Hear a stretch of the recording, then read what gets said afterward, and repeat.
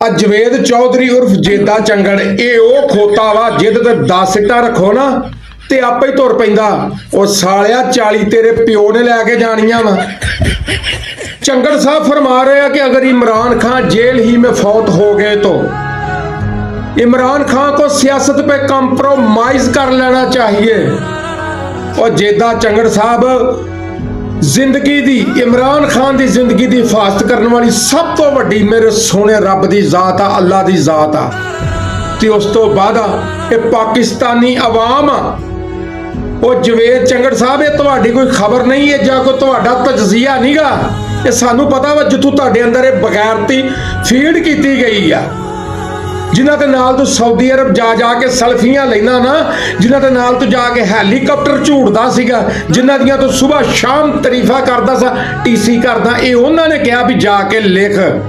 ਠੀਕ ਆ, ਉਸ ਤਗੜੀ ਸੋਹਣੇ ਮੇਰੇ ਖੁਦਾ ਦੀ ਜ਼ਾਤ ਆ, ਅੱਲਾ ਦੀ ਜ਼ਾਤ ਆ।